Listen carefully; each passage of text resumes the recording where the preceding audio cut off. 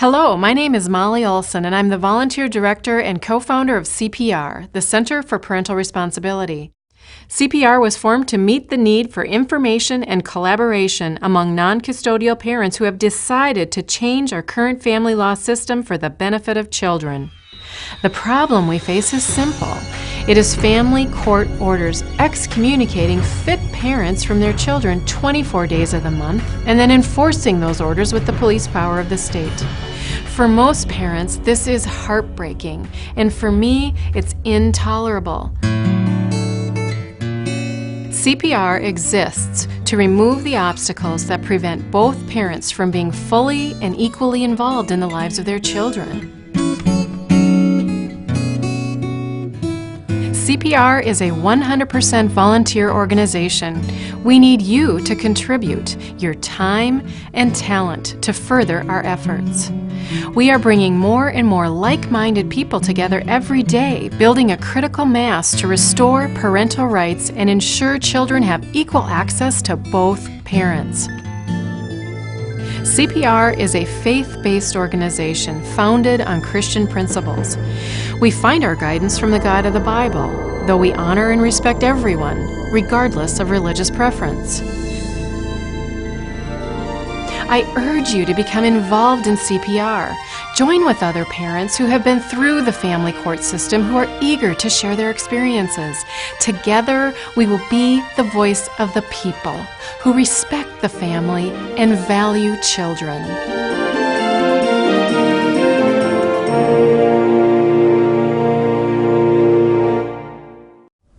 Welcome to our show for the family law reform community, where family really matters. Those of you who are regular viewers know that my co-host is attorney Stanley Charles Thorne. Stanley, we're grateful for your commitment to return with us again. Thank you, Molly. It's a great pleasure to be back. We're grateful for your legal expertise and your perspective that adds so much to our program and provide valuable information to our audience. Molly, I consider it an honor and a privilege to be here with you and our audience. Our show is about the inconvenient truth that our family law system needlessly hurts parents and children, kicking them when they're down. They suffer because our family law system is broken and broken badly.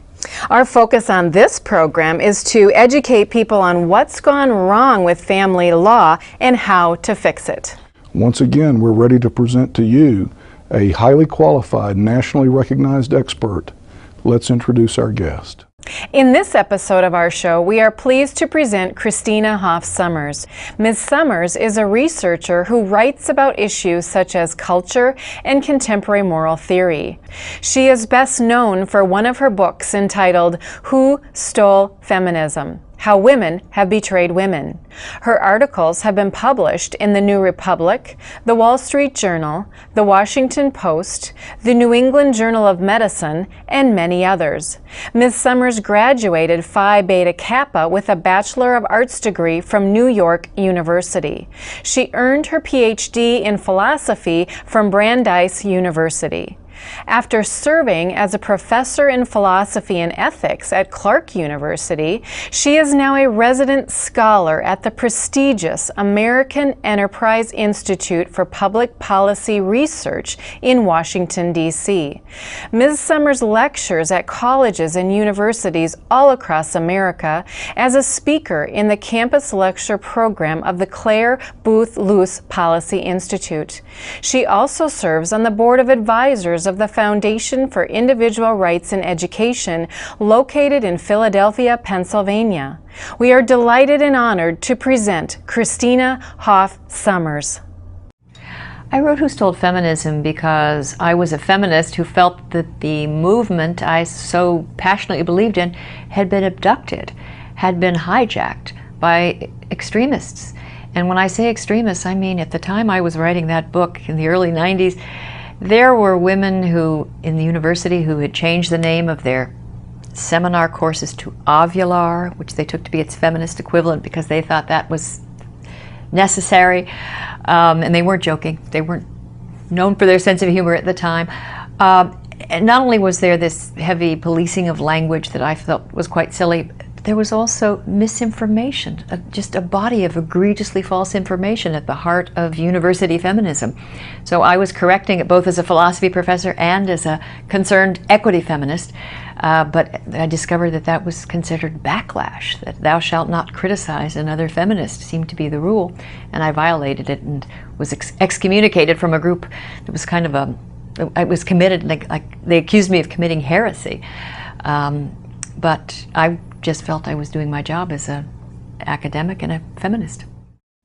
Christina Hoff Sommers offers a critical piece to our show. As a self-proclaimed feminist, she has completed a significant body of research and provided highly intellectual and sound arguments showing us how and why this profound disregard for fathers in family court persists.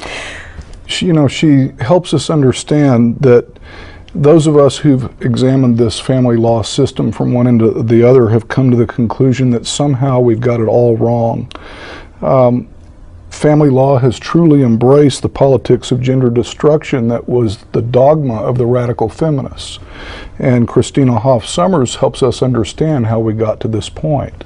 And just like Christina Hoff Sommers, we are feminists in the true sense of the word. If the true sense of the word, feminism, is gender fairness. And just like her, we challenge conventional thinking. And just like Christina Hoff Sommers, we believe and fight for gender fairness and equity. Well, we do. And fairness, dignity, mutual respect are all ideals of the early feminist movement that were co-opted by the radical feminists. What's amazing to me is how profoundly successful they were in permeating our culture with their dogma. Well, and then that filtered into the family court system, which has been really poisoned by these erroneous, or as she says, highly egregious and research that has no basis in fact. Well, and I was stunned when she described the curriculum in the early 90s as a body of egregiously false information at the heart of university feminism. That's an astounding charge, and what she does is back it up with her book, in which she describes myths, half-truths, lies, and propaganda that have completely undermined academic integrity. And what we have to remember is that every lawyer and judge who is involved in this system today is a product of this higher education system that has been polluted by the toxic dogma of these radical feminists. Well, and I believe that every person who's interested in family law reform and every judge sitting on the bench, this should be required reading for them, this book that she has written. In this book, she explains in great detail with fine research methods all the various different things that we have been led to believe about women having less opportunity and having all these negative obstacles to overcome in our system. She shows that it's just not that way for women in our culture. She shows that it's just not that way, and she noted that she was excommunicated for basically insisting on intellectual honesty. And I just want to take a moment, Molly, to reiterate something that we've said on previous shows. We want to base our recommendations and our conclusions on true facts. And if we get it wrong on the facts, you cannot possibly make sound policy recommendations on the basis of lies. And yet that's what our system has been infected with.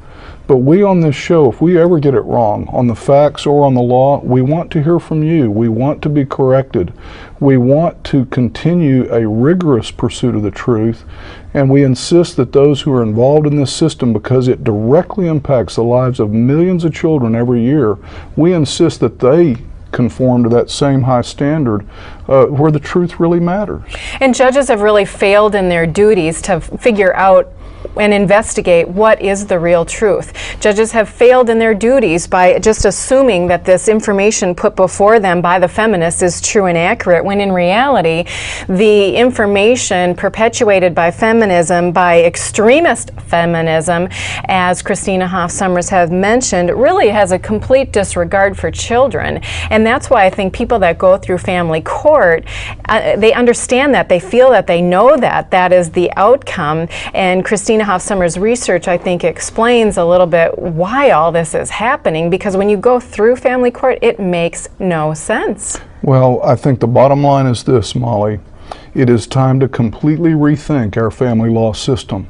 We've been under a great deal of, well, just the profound impact of what we see with 1 million children of divorce each and every year, and the destruction that is, the havoc and the confusion that they endure from a system that needlessly inflicts that kind of harm on them.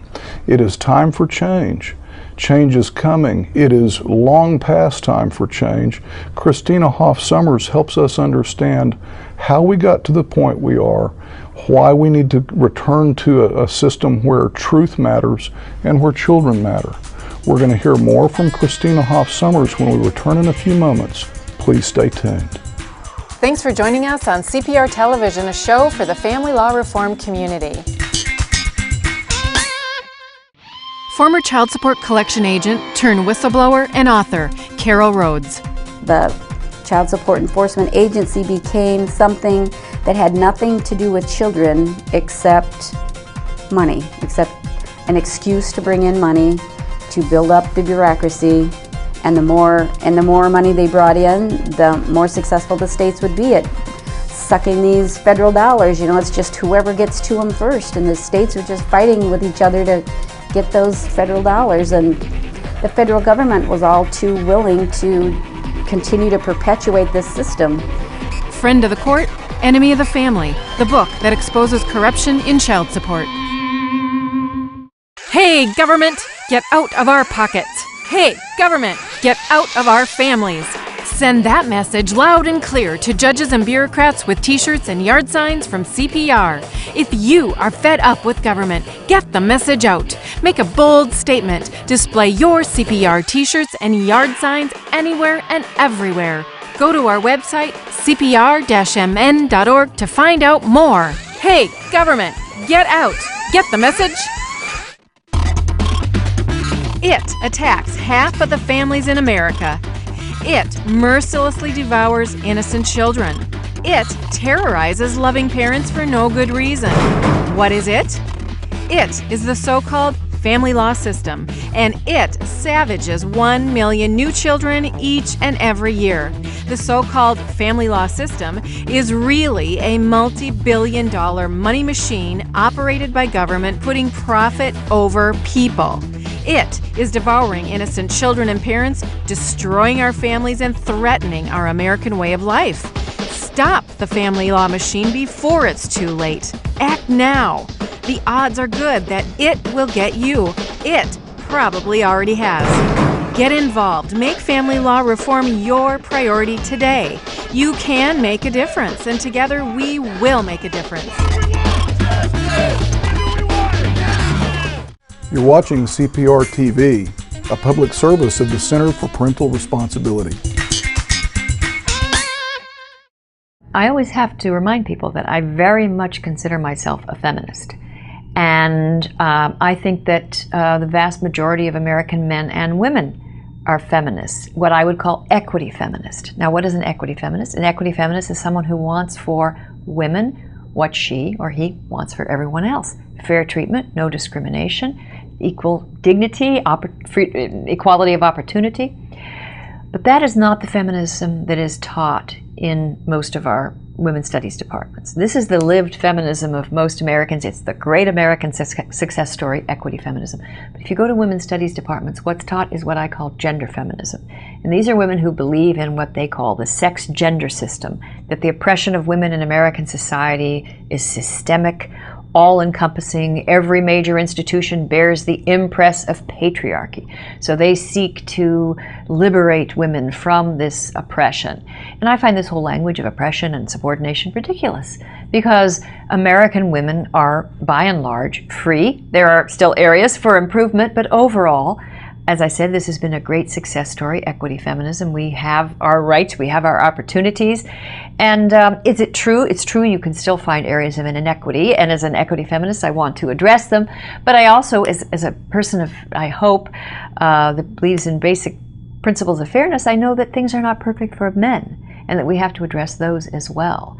So perhaps you just want to call my style fairness feminism, and I hope it is the feminism, I think it is the feminism of most Americans. There are parts of the world where they don't have it, they need it. They need to have their first wave of feminism and the second wave that corrected a lot of legal problems that women faced. But we now need, I think, to evolve to a stage where there's mutuality and respect for men and women, and, as I said, a basic justice. Christina Hoff Sommers shares with us a revealing insight into the difference between true feminism and radical feminism.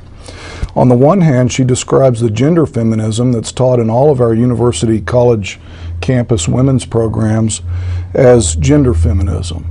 On the other hand, she describes the feminism that's embraced by the vast majority of American men and women. That's the equity or fairness feminism. And the gender feminism is that group, that minority, that fringe of people that have more of an irrational and radical view. They are the extremists that are masquerading as feminists when they're really not feminists at all. They have nothing in common with true feminists who believe in gender equity. That's true. And I really like the way Christina Hoff Sommers summarized equity or fairness feminism when she said, those kinds of feminists simply want for women what everybody wants for themselves. She articulated 4 different principles that together make up equity or fairness feminism. The first of those is fair treatment. If you look at the child custody context, let's just take a quick look and see if fair treatment is what the lopsided custodial, non-custodial model gives both genders. The reality is that the dominant paradigm takes one parent out of a child's life, and the vast majority of the time, the parent that's removed from the child is the father. There is nothing remotely resembling fair treatment of both genders in the custodial, non-custodial model. Her second principle of equity is no discrimination. Clearly, there's discrimination in family court when 85 to 95% of dads are fit fathers, are stripped of custody and taken out of the lives of their children. And the third one that she mentioned in terms of principles of equity is equal dignity. And when fathers are stripped of that custody and they end up having to beg the custodial parent for their time, beg and grovel just to see their children, there's no dignity in that. And then the father, of course, is minimized and marginalized when they have such limited time with their children. It truly is humiliating for the non-custodial parent, whether that parent is the father or the mother. It is such a fundamental abridgment of their human rights. The fourth principle that Christina Hoff Sommers articulated is the equality of opportunity for both genders. And once again, it is manifest that when you take one parent out of a child's life 85% of the time, and really basically forever change the life of that child by removing a parent's influence and care and nurture, that's not only inequality of opportunity for one parent, it is a harmful inequality that hurts the child. It's amazing to me that we've got a whole bureaucracy, a whole government system that includes all branches of government that are completely ignoring how the current family court system is violating the principles of equity. And that, as Christina Hoff Sommers articulates, is the cause, is the poisoning of public policy by these extremists. They've been enormously successful. But as we've said over and over, we're not so much focused on the problem as we are the solution. So let's apply those same 4 equity or fairness feminist principles to shared parenting or equal parenting. That's when both parents are intentionally kept by the courts as meaningful parts of the child's life, which is their God-given right to be as parents. The first principle, fair treatment. Is it fair to both genders for each parent to have shared parenting? Obviously, the answer to that question is yes. It is eminently fair to both parents, but more importantly, that fairness to each parent inures to the great benefit of the child who needs and wants both parents to be a meaningful part of that child's life. And does shared parenting prevent discrimination? Clearly it does. Does shared parenting prevent, or encourage rather, equal dignity? Yes, it does. And does shared parenting afford equality of opportunity to both genders? Absolutely it does. And in the real world, if you just took an arbitrary 50-50 time split between two parents, that's probably not going to be a workable solution for very many parents at all.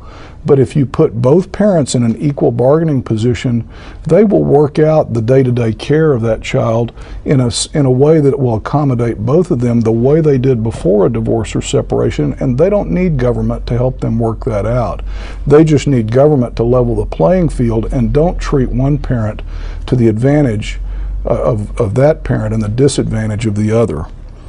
If family court truly values women, if family court truly values children and families, it's critically important that the family court system and judges and legislators and the agencies really embrace equity, feminism, and reject that extremist group, that radical fringe group called the gender feminists that have been twisting the outcomes in family court that we find have been extremely detrimental to children. Molly, when that happens, as Christina Hoff Sommers says, we will evolve to a mutuality and a respect and a basic justice for all.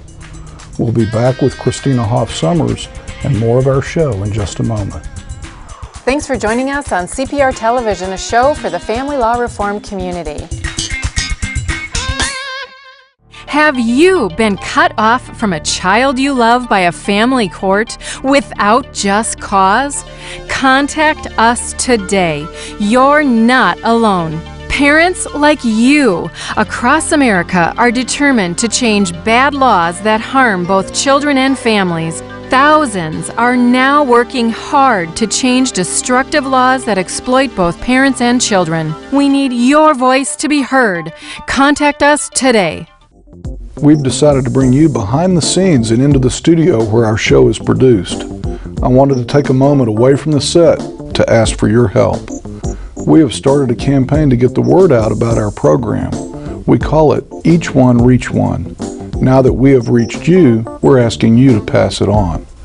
We're going to make that easy for you to do. We have a flyer telling all about CPR TV that you can easily pass on to others. It won't take much of your time, but just handing out a few flyers will go a long way towards spreading the word. Who do you know that might really appreciate the fact that you cared enough to share us with them?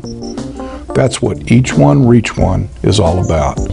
Many children are hurting because of a family law system that only pretends to care about them, and they need to see real change now.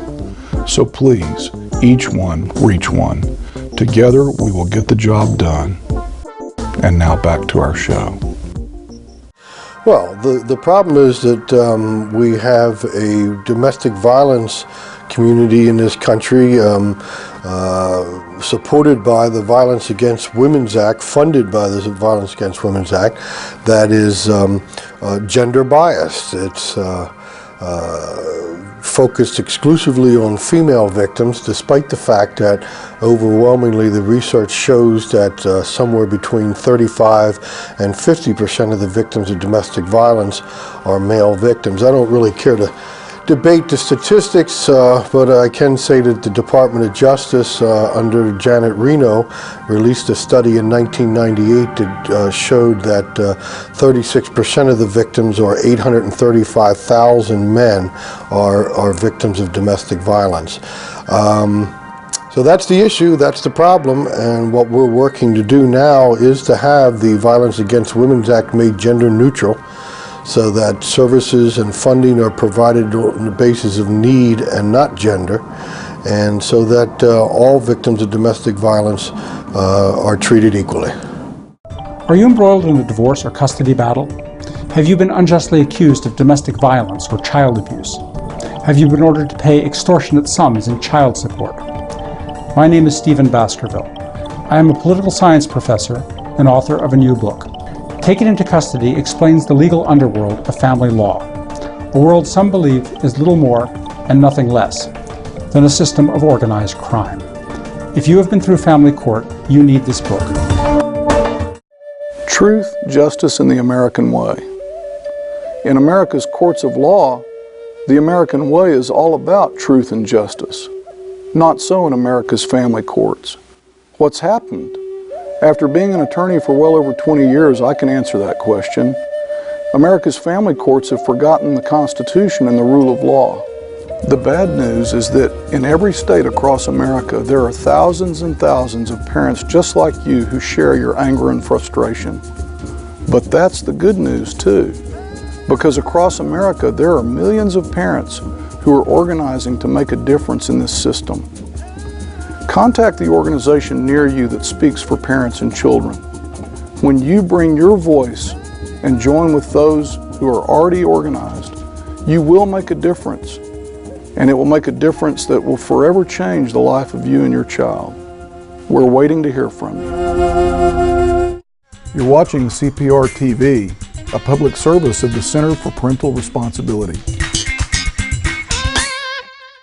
Now the question is, why the exaggeration? Why is there this body of egregiously false information in our women's studies textbooks? And I think that the answer is that if you go back far enough, there was a time where we were doing the opposite. We weren't exaggerating problems that women face, we were ignoring them. So there was a time where very few people were talking about domestic violence or date rape or women in depression or their health needs. And so I think a lot of feminist pioneers and reformers and had good motives and good intentions. They tried to correct these oversights. They tried to correct the record and bring in this missing knowledge. But they went too far. They didn't allow for skeptics. They didn't allow critics to correct them when they were wrong. It became propaganda rather than scholarship, and that has to change. If you care about women and you want to address genuine problems, then you have to care about rules of evidence, reasoned scholarship, and just correcting misinformation, not being accused of not caring about a problem because you don't want to exaggerate it. I think if you care about a problem, you want to get it right. Christina Hoff Sommers mentions that radical feminists went too far in presenting their case when they were trying to get attention directed to women's problems. When men went off to war in World War II in the 1940s, women came out of the home place and into the workplace. And when the men came back from war in the 50s, the women were no longer going to be in the home place exclusively. They were much more independent. So in the 1960s, there was great social pressure that increased into the 70s against our law structures where men historically had been in law protectors of women. Women wanted that changed, and I think a fair-minded men were ready for that change too. But the reason we end up with this body of egregiously false information in women's studies textbooks, when these radical feminists were not interested in equilibrium.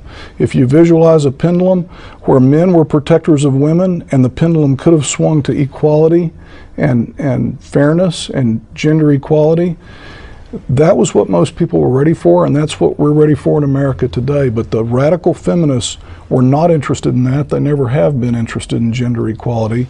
They drove that agenda, that social change momentum, they drove the pendulum all the way over to where now they are pleased with the way the culture allows women to dominate over men. That pendulum needs to swing back.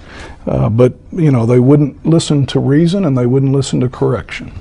Well, I believe that we always need to articulate, too, the difference between the rational feminists and the radical feminists. And I really am grateful for the rational feminist pioneers that worked really hard to bring that pendulum to the center. But just as Christina Hoff Sommers believes she has a duty to expose the inaccuracies of research in her line of work, which is education, I believe that I have a duty to expose the myths and the lies that are impacting the family court system today. The extremists have masqueraded themselves as feminists, and as she described, they don't allow for criticism, they don't allow for correction in the education system. And the same thing is true in family court. As we continue to expose these problems and bring out the true and accurate research and provide all of that to those that are in family law, the judges, the legislature, the agencies, the executive branch, and even the media too. We find that particularly with the judges that they often deny that there's a problem and they defend the status quo to the point that you have to wonder, are they just ignorant? Is it just a blind spot? Or are they intentionally trying to cover something up here? And maybe that's not true for all judges. If you're a judge watching this show and you believe that there does need to be family law reform, that maybe not everything that's occurring is exactly right, that we encourage you to give us a call and talk with us. We want to continue that dialogue. We want meaningful dialogue with those that understand the need for accurate, true information in the judiciary, in the legislature, in the media, and also at these agencies, so we can turn things around and bring that pendulum back to the center. Well, to paraphrase Christina Hoff Sommers, if you care about children and you want to address their genuine problems, then you have to care about the rules of evidence, reasoned scholarship, and just correcting the misinformation. Molly, that's what this show is all about. We want to unravel the propaganda. We want to highlight and illuminate the bad policies that have resulted from the propaganda, and we want to be about the business of changing those bad policies into good policies for the benefit of children. That's a noble objective, and we welcome anybody and everybody that wants to join with us in that effort. Christina Hoff Sommers has done a great service in her book, because the documentation in her book about the lies, the half-truths, and the myths is just phenomenal, and we all benefit from her work. Well, and she talks about propaganda and how that can influence policy, as you've described too. And some of the propaganda that really has impacted family law includes the propaganda that, and the myth that moms are more nurturing. It includes the propaganda and the myth that the best place for children is with their mother. Or that they don't need a dad. And yep, propaganda, myth that they don't need a dad. Propaganda, myth that all men just seek power and control. Another propaganda and myth is that in domestic violence, it's always the man it's the abuser perpetrating against the woman. That's not the truth. We've done enough research to know that it's all equal. There's the propaganda, there was the propaganda and the myth that no-fault divorce was going to fix everything. We know that didn't happen. All these things have led to the current policy, which basically in court can be simply put as kids are being cut off from one parent without just cause, and fit parents are being stripped of custody in family court to the lifelong detriment of children, and the government is coming in with unwarranted government intrusion when they have no reason to be involved in taking over the life of that family in many aspects.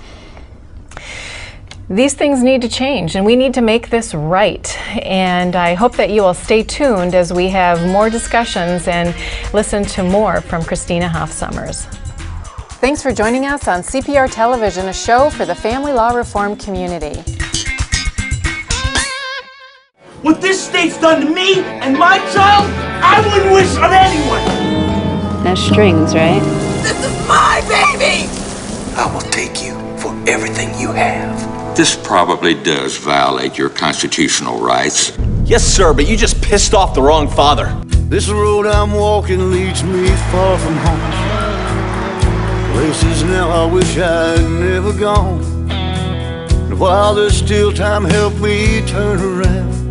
Have you noticed that family courts have forgotten one thing? The family.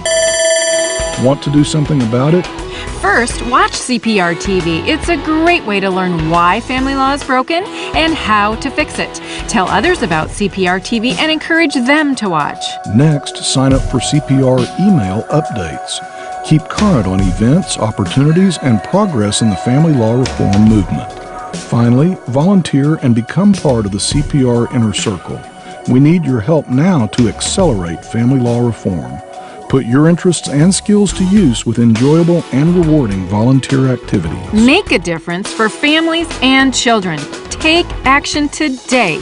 Together with CPR, we will return respect for the family back to family courts. It attacks half of the families in America. It mercilessly devours innocent children. It terrorizes loving parents for no good reason. What is it? It is the so-called family law system, and it savages 1 million new children each and every year. The so-called family law system is really a multi-billion-dollar money machine operated by government, putting profit over people. It is devouring innocent children and parents, destroying our families and threatening our American way of life. Stop the family law machine before it's too late. Act now. The odds are good that it will get you. It probably already has. Get involved. Make family law reform your priority today. You can make a difference, and together we will make a difference. You're watching CPR TV, a public service of the Center for Parental Responsibility. Well, I had a very colorful adventure at Health and Human Services. They had a little seminar on a program that had been launched by Donna Shalala called Girl Power. And I was a little concerned because I was aware that girls were becoming pretty powerful in our schools and that boys were on the fragile side of the gender gap and needed help. So I wasn't against the Girl Power programs, but I wanted to suggest they might want to think about ways of strengthening boys.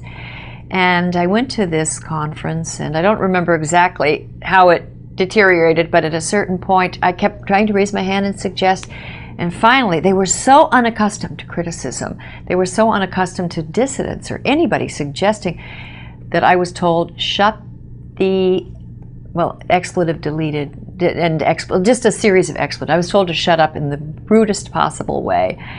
And then, to my astonishment, at the time, the person that was the highest official from HHS at the time just seemed to take it in stride and continue with the meeting. I felt the meeting was over and I left, and one other person left with me, but it was just at the time, you know, what one had to put up with. But I think things have changed since then at HHS. Molly, Christina Hoff Summers has just shared with us something that really touched me, because I just try to imagine what it must have been like in her personal experience. She's sitting there at a conference. She's got eminent credentials. She's known as a research scholar. These people silenced her in the rudest possible way, as though nothing she had to say was worth listening to.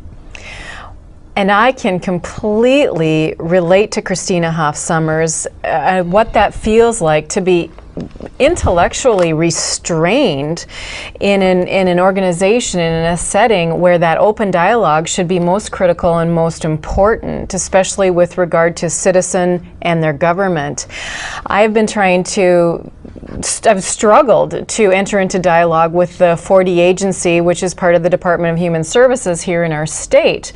For those that are unaware, the 4D agency is the Child Support Enforcement and Collection Office, and I've struggled to get their attention to talk about how that program, which they claim is for the children, really is harmful to children and a fraud against taxpayer, because they have expanded their reach and authority and scope way beyond congressional intent in a way that has turned that whole program into nothing more than a jobs program for bureaucrats. Well, you have to wonder, as we've discussed in previous shows, why is our federal government paying state bureaucrats to interfere in a parent-child relationship over something that's a problem that they've fabricated? It's not even really a problem in search of a solution. But you know, whether you agree with Christina Hoff Summers' conclusions or not, you have to respect the courage that it took for her to speak up in that environment, and you have to remember the enormous peer pressure that she was under from her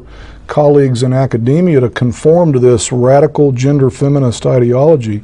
She simply won't be silent, and I respect that. I especially respect it when she's willing to speak up, because when you know that you're going to have what I call a shrill personal attack, in my experience, that's generally when they attack the messenger, it's because they can't deal with the message. And I found that at the state level here, that when we have put forward our research on why we need to reduce the involvement of this 4D agency into the private lives of family, what happens is they have no argument. Based on their responses, you would have to believe that they know that we're right, when all they can come up with for their argument is that the feds make us do it. It doesn't mean that what they're really doing is right for children. They've got to be aware of that. Oh, they are aware of it, but you know, Christina Hoff Sommers' experience is a reflection of the arrogance of the radical feminist ideologues. They have gained control of our federal government at the very highest levels. They've gained control of our state bureaucracies. They are entrenched in the legislative branch and in our judicial branch, and they are simply not going to yield their position as the dominant power. And at the same time they're there in all these positions of public trust, they're spewing forth this divisive, hate-filled mantra that basically says, well, gender feminists willingly use the politics of gender destruction to trash all men as beastly threats who are not to be trusted by anyone about anything, especially women. It's just unconscionable. The time has come for a more balanced equity feminism that treats everybody fairly, the way Christina Hoff Sommers explains in her book. Well, and isn't it clear that she was at a seminar called Girl Power? Can you imagine the outcry if they were to put on a seminar called Boy Power? To me, it seems so clear that the whole agenda there is not about equity. It's not about creating an equal playing field. It is about creating a whole entire bureaucracy that is disempowering boys and men. And that is consistent with their overall ideology that they want women to dominate men. They have abandoned the noble aims and the noble goals of the equity feminists of a bygone era, and they're simply willing to do anything to keep the upper hand that they've established for themselves. But I think they've lost American women in the mainstream. Most American women and men alike are not interested in this radical feminist ideology. They are all about and much in favor of fairness or equity feminism, which Christina Hoff Sommers so eloquently describes in her book, Who Stole Feminism? We'll be back in just a moment with Christina Hoff Sommers. Please join us then. Thanks for joining us on CPR Television, a show for the family law reform community. Truth, justice, and the American way. Not so in America's family courts. America's family courts have forgotten the Constitution and the rule of law. The bad news is that in every state across America, there are thousands and thousands of parents just like you who share your anger and frustration. But that's the good news too, because across America, there are millions of parents who are organizing to make a difference in this system. We're waiting to hear from you. The best interests of a child are presumed to be taken care of by fit parents. If they're not determined to be unfit, why is the state even coming in? So the state shouldn't touch custody. State shouldn't even have to worry about custody. In fact, it's one less hassle they have to deal with. They give both parents, leave them in equal custody, and then people say, well, what about the decision-making process? What about medical decisions? What about school? What about this? What about that? I said, well, since you're dividing the time, you just have to accept the fact that you have legal custody, and if something happens during that period, you take care of it. You make the decision. And on school situations, the status quo is where you were divorcing from, you lived, that's the school district, unless you agree. If you can't agree, that's the default school district. It's a status quo and a starting point, and that's all we're trying to reach. We want to reach a starting point of equal protection on parental rights. And once you get to that point with no incentive to hurt the other parent or to leverage yourself against the other parent or use the kids as leverage, then what happens is that all of a sudden you go, hey, I can't watch the kid this weekend. Can you watch him this weekend? What's the point of fighting anymore? So the argument comes back to, and I'm trying to do this in very simple layman's terms so people understand it, you are treated equally. You walk in equally. It's a starting point that's equal, and you are treated, with time and equivalent time. And the kicker of all this is, the sweetest spot of all is that the children's best interest is protected because they have a relationship with both parents under all circumstances. Have you noticed that family courts have forgotten one thing? The family. Want to do something about it? First, watch CPR TV. It's a great way to learn why family law is broken and how to fix it. Tell others about CPR TV and encourage them to watch. Next, sign up for CPR email updates. Keep current on events, opportunities, and progress in the family law reform movement. Finally, volunteer and become part of the CPR Inner Circle. We need your help now to accelerate family law reform. Put your interests and skills to use with enjoyable and rewarding volunteer activities. Make a difference for families and children. Take action today. Together with CPR, we will return respect for the family back to family courts.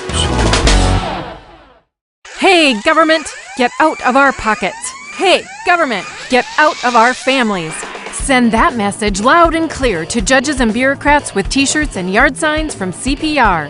If you are fed up with government, get the message out. Make a bold statement. Display your CPR t-shirts and yard signs anywhere and everywhere. Go to our website, cpr-mn.org, to find out more. Hey, government, get out. Get the message? Former child support collection agent turned whistleblower and author, Carol Rhodes. The Child Support Enforcement Agency isn't for moms. It isn't for dads or for children. It's for itself. It's for the court. It's for money. And whoever they can use, they're equal opportunity abusers. Friend of the Court, Enemy of the Family, the book that exposes corruption in child support. You're watching CPR TV, a public service of the Center for Parental Responsibility.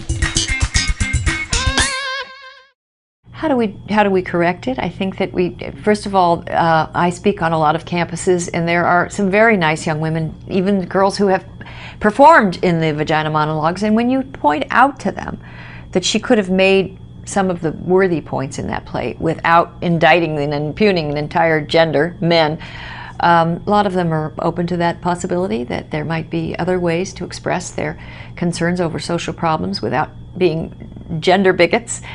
So I think that's the first thing, is just to point it out to people. And there are too few people doing that, but there need to be more raised consciousness about bigotry and prejudice. And it just happens that some of it is focused on men. An example of what can happen was at the Duke lacrosse players. There was a race issue, but there was a powerful gender issue, and there were angry women and that wanted to, they felt that they were guilty because they were accused. And those boys found themselves in a sort of Kafka-esque, frightening, nightmarish world for months upon end. The university was nowhere. It didn't help them. There were many professors that were willing to believe the worst thing about them, and I think that's the result of all this propaganda. So what I like to think is that if I and others, there's wonderful men's groups working now to raise awareness and consciousness about how bigotry works, and that we can correct it. I think mostly Americans are fair-minded, and Canadians are fair-minded and willing to change. Christina Hoff Sommers reminds us that too few people are willing to confront the problem. The problem is the blatant bias against men that is tolerated because of the misinformation and lies by the extremist fringe groups that are simply spreading misandry. In Who Stole Feminism, Christina Hoff Sommers has helped us understand with chilling clarity how incredibly destructive misandry and social policy is, especially in our family courts. Government officials have really, from our perspective, failed in their duty to seek a balanced perspective to everyone in government out there who might be watching this or listening to this program. We ask you to ask yourself, has this relentless, misandrous propaganda won you over? Have you taken on a contempt for fathers? Systemic unfairness in American family courts is simply un-American. It makes a mockery of due process and equal protection, principles of liberty upon which our great nation was established.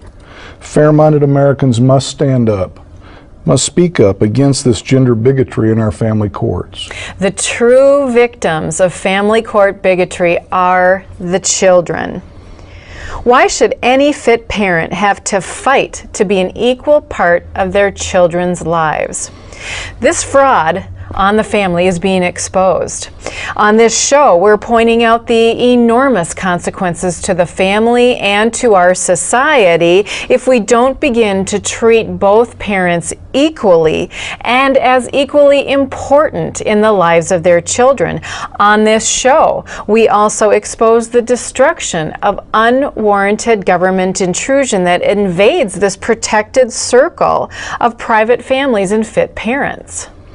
America's children do not deserve the harm they suffer when the family law system tolerates systemic unfairness against either parent. So insist upon, demand fair treatment of both fit parents. Reject lopsided custody orders. When two fit parents enjoy equal rights in their relationship with the child, that is in the best interest of the child. Local and national interest is exploding and collaboration across the country is strengthening. If you agree that family law reform is needed and you want to stop family court nonsense that runs counter to common sense, you can play a significant role. Two things. First of all, hear the wake-up call. Recognize that these problems are very serious and the consequences of doing nothing is very high. Secondly, take action against this gender bigotry. Everybody has a special gift, talent, or ability that they can use to help in the family law reform movement. Don't wait to be told what to do. Don't wait to be asked what to do. There's lots of research that can be done online, and I'm sure you can arrive at your own creative ideas as well. And it's imperative that you become politically active. It doesn't take much time, and there's a simple way to do that. You simply write a letter calling for family law reform now. You call for immediate, dramatic family law reform so that both parents enjoy equal protection of the laws. You take that one letter, you sit down with a stack of envelopes and stamps, and the next time you sit through a football game or you've got some time on your hands, you address it to 15 different recipients. I'm going to do this. I'm going to send one letter to the President of the United States. I'm going to send 2 to my U.S. senators. I'm going to send 2 to my U.S. representatives. And then I'm going to repeat that pattern with my state government elected officials. I'm going to send 1 to my governor, 2 to my state senators, and 2 to my state representatives. Then I'm going to send 1 to my local newspaper editor. I'm going to send 1 to my local TV news director. And I'm going to wrap it up by sending 3 to friends and family, asking them to do the same thing. You take basically one letter, you send it 15 places, you get 3 other people to do it. You will be amazed at how politically charged that act will be, and how it will magnify your voice and how it will propel and accelerate change. And you don't have to do this all alone. First of all, call a local organization that is working on family law reform. Let them know what you've been through. Let them know that you understand the problems. Let them know that you agree that something needs to be done and that you support their efforts. Get involved. Do something. A little bit of your effort will go a long way. All that's required for evil to triumph is for good people to stand by and do nothing. So what will you do? Will you choose to do nothing, or will you choose to do something? Thanks for joining us on CPR Television, a show for the family law reform community. Do you have a heart for children? I love children, and I know you do too. But we have a big problem. Our children are being hurt by family court nonsense. This must stop. It's time to restore the fundamental right of every child to the care and custody of both parents without family court micromanagement. Join the growing movement across America to help children by protecting their relationship with both parents, because children thrive with both parents in their lives. What this state's done to me and my child, I wouldn't wish on anyone. That's strings, right? This is my baby! I will take you for everything you have. This probably does violate your constitutional rights. Yes, sir, but you just pissed off the wrong father. This road I'm walking leads me far from home. Places now I wish I'd never gone. And while there's still time, help me turn around. Are you embroiled in a divorce or custody battle? Have your children been taken away? Have you been unjustly accused of domestic violence or child abuse? Have you been ordered to pay extortionate sums in child support? Have you been ordered to pay attorneys you never hired? Have you been treated like a criminal, though you did nothing wrong, and have not been charged with any crime? If so, you are not alone. Millions of Americans have been through the same ordeal in these rapacious courts. Their children are taken away, they are accused of despicable crimes without any evidence, their savings and earnings are looted, they are jailed without trial. Family courts are not simply unfair or inefficient or biased. Family courts are crooked. They are violating the law and the Constitution. Your response may be to hire an aggressive lawyer. This will do you little good. Any lawyer you hire is likely to be in collusion with the opposing lawyer and the judge. My name is Stephen Baskerville. I am not a lawyer, and I am not trying to sell you legal advice. I am a political science professor and author of a new book.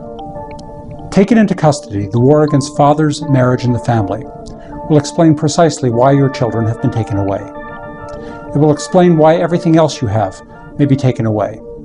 It will explain why you too could end up in jail without having done anything wrong. Taken into Custody explains the legal underworld of family law, a world some believe is little more and nothing less than a system of organized crime. Never before in human history has any government created a machinery whose primary purpose is to take children away from their parents. The Nazis and the Communists both did it, but it was not their principal aim. In America, we have created a massive multi-billion-dollar government machine that exists for no other purpose. If you have been through family court, you need this book. I've decided to have a few words with you from the CPR TV production studio. We've just finished taping an upcoming show. Now that Molly has gone home for the day, I have a chance to talk to you one-on-one. It has been such an honor and a privilege for me to work with all of the people who bring this show to you. But I want to make sure you understand one thing. CPR is an all-volunteer organization. Molly and the others who are working so hard for family law reform have other demands on their time. They have their own full-time jobs. But they make time for CPR because they recognize its incredible importance. Our mission is so very valuable to the many children and parents who are needlessly damaged by the current family law system. Won't you become a CPR volunteer? Just a little bit of your time will go a long, long way. We have many projects underway. I'm sure there is a place for you. Please volunteer. I know you'll be glad you did. You're watching CPR TV, a public service of the Center for Parental Responsibility. Molly, we've come too soon to the end of our show. As always, the time with our guests goes by too fast. It sure does. We want to thank our audience for being here and learning with us as our guest explains in a very powerful way why family law is so badly broken and how to fix it. We hope Christina Hoff Summers has helped you understand how and why we demand equity and fairness for all parents in family courts. When we have fairness for all, then we'll have justice for all. We provide valid and concrete information on this show from national experts who give us the research necessary and plenty of evidence to prove that change is needed. Thanks so much for joining us on our show, where family and children really do matter. Thanks for watching.